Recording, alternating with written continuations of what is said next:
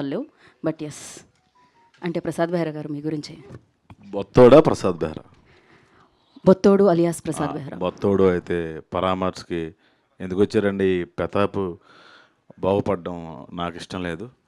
అయినా మీడియా వారు కాబట్టి అందరికీ నమస్కారం. ఒక్కసారి నా చేపట్టుకోరా రెండిటు. ఓ ఇక్కడ రా. మీరు ఏం మాట్లాడినా ఎక్కడుండే మాట్లాడారు. ఇది ఒకటి మంచి జరిగింది అయ్యా, చేతిలో చేసారు.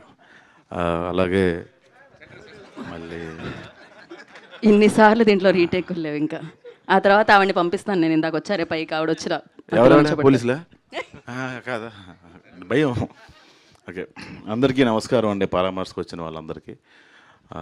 అందరూ పాపం పాపం పాపం అంటున్నారు. అంత జాలి చూపించడం నచ్చట్లేదు ప్రతాప్ నీ మీద నాకు. ఎందుకంటే ఆ ఊరంతా సాటింపేయించింది నేనే. ఆ ప్రతాప్ మొహంలోని, ఆ వీరయ్య మొహంలోని నవ్వు చూడలేని పర్సన్ నేను. వాళ్ళు బాగుపడకూడదని ఎప్పటికప్పుడే తిట్టుకునే పర్సన్ని కాబట్టి, అంటే బయటకు వెళ్ళగంటాను కానీ మనసులో బాగుండాలనే ఉంటుంది ప్రతాప్. 17 తారీఖున ఈ సమస్యకి సొల్యూషన్ ఏం జరిగింది, అసలు ప్రతాప్ చేసిన పాపాలు ఏంటి, పాపాలు ఏం ఏం ఏం పాపాలే చేశారండి. నేను చూసిన బొత్తోడు చూసిన పాపాలే. సో ఆ పాపాలేంటి 17 తారీఖున చూడబోతున్నారు. అండ్ ఈ అవకాశం ఇచ్చిన ప్రతి ఒక్కరికి, డైరెక్టర్ దుర్గా నరేష్ గారికి, నితిన్ గారికి, అండ్ రుద్ర గారికి, రాకేష్ గారికి, ఇంత మంచి పాటను అందించిన రాధా గారికి, అండ్ మీరు పాడుతుంటే గూస్బంప్స్ వచ్చేసారు ఇందాక. అండ్ అవసరాలు శ్రీనివాసన్కి, అందరికీ పేరు పేరున థ్యాంక్ యూ. అండ్ విశ్వ గారికి థ్యాంక్ యూ సో మచ్ అండి. Thank you. ఏప్రిల్ 15న థియేటర్లో కలుద్దాం, మనస్ఫూర్తిగా నవ్వుకుందాం. Thank you. ఏదో ఒక్కసారి ఒక డైలాగ్ చెప్తే 17th థియేటర్కి రావడానికి మేము అందరూ రెడీగా ఉన్నాం. పాపం స్లాంగ్. బొత్తోడు డైలాగ్ కావాలి మాకు. ఎస్,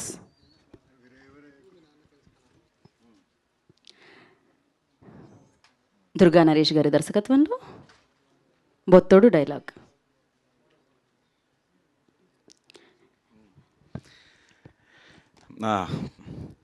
ఇక ప్రతాప్, మేము కూడా ఇత్తనాలు బిజినెస్ మొదలెట్టాం. నువ్వు మీ నాన్న రాత్రంతా కూర్చొని కలవరించుకోండి, అర్థమైందా? బొత్తోడు ఇత్తనం బలమైన ఇత్తనం. ఓకే అండి, thank you so much. Me like super సక్సెస్ఫుల్గా ఈ సినిమా కూడా మీ లిస్ట్లో జాయిన్ అయిపోతుంది గట్టిగా నమ్ముతున్నాం మేము. ఇప్పుడు రాధాకృష్ణ గారు మాట్లాడతారు.